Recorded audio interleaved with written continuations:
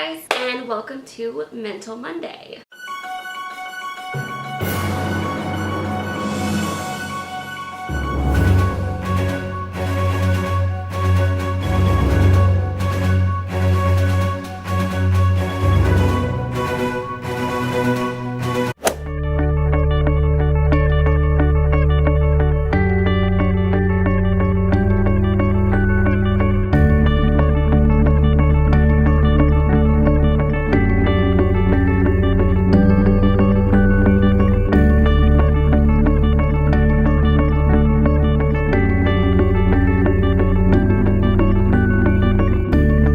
So this week I have a little more of a fun topic, not super serious, but not all fluff either. There is a lesson to be learned from it.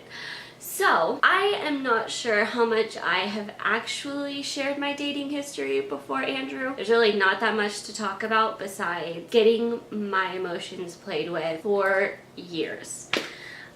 In high school, I had a friend that started out just as a friend. I was not expecting anything out of it, and I eventually fell for him. I suspect he fell for me too, but that's a whole other part of the story. Basically, I ended up having my emotions played with for the entirety of my high school career. And he was the first guy I had actually fell for like that, so it totally hit me out of the blue. I was not expecting what happened to happen. He ended up not being the guy I thought he was. Most of the time he spent trying to keep me confused and the lines blurred and keeping his avenue of playing with me open. So after I cut that off, I finally stopped playing into it.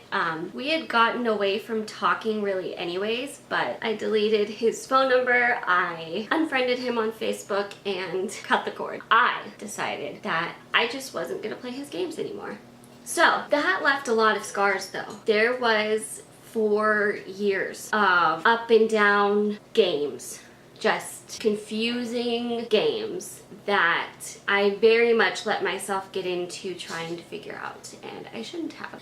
It was the typical, I didn't listen to warnings from friends for letting myself fall for him. It never turned into anything more, but in my experience and opinion, it does not have to turn into more for it to be something that affects you. I didn't listen to warnings, didn't listen to the red flags that popped up, and it was kind of like the movie He's Just Not That Into You, where I finally learned the truth behind the actions speak louder than words. What it really comes down to is if he really wanted to, he would. And I did not see a real situation of that working out till Andrew. I at that point had my foundation for what I thought about myself and what I expected from guys so rocked that I was scared. I was nervous. I didn't want it to turn into another one of those situations, and I knew if I had let myself fall for him, I would fall hard and I would be opening myself up again to be hurt like that when I had adamantly promised myself I would never let a guy do that to me again. All of this to say, this week I want to talk about the bad boy theory. The bad boy theory. So the bad boy theory is basically that a girl falls for the bad boy, the dangerous one, the one breaking the rules and not playing it safe, and is probably a bad influence, over a guy that treats her nice and is respectful and does the chivalry things like opening her car door, opening a door for her, and things like that. And I have to say, for me, that was true. This guy treated me nowhere near what you should expect, and we weren't even together. So how would he have treated me if we were together? It's a scary question, but it taught me a lesson that the reason I was attracted to that was because I didn't know what to expect from it. It was exciting in the sense that I didn't know how he would respond to things, what he would do, and he was so different from me in that sense that was exciting, that was intriguing, and not necessarily attractive, but it caught my attention. Fast forward to Andrew, and I had definitely learned my lesson that I didn't want that, and I was scared of letting myself fall like that again. So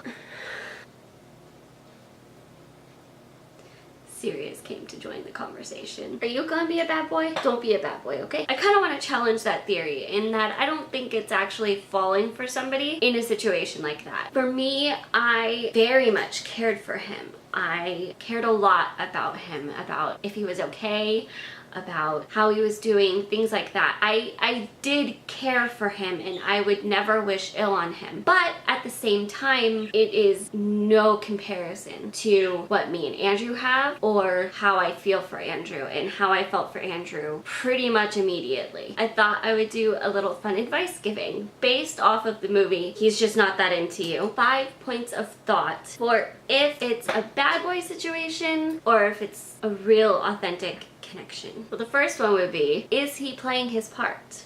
Is he participating? Is he willing to do stuff with you? Is he willing to take you out in public with him? Is he quiet about what you guys do together? Does he make jokes about you in front of people? The second would be, use the rule of thumb, if he wanted to, he would. And not taking on the responsibility of it yourself. If he wanted to text you back, he would. If he wanted to call you, he would. If he wanted to talk to you, he would. If he wanted to go out and do something with you, he would. If he wanted to ask you to do a movie night together, he would. If he was wanting any of that connection, he would pursue it. And there is not a downside to kind of making him. Now, I don't mean not showing interest back and playing games, but giving him the space to be intrigued and pursue it and not being super right there. The third would be, how are you talking about it? Are you obsessing about how he feels about you and trying to figure out how he feels about you? Is how he feels about you really confusing right now and you're not sure what to think and you try to read into everything he says or does to figure it out? Does he avoid answering questions about you guys and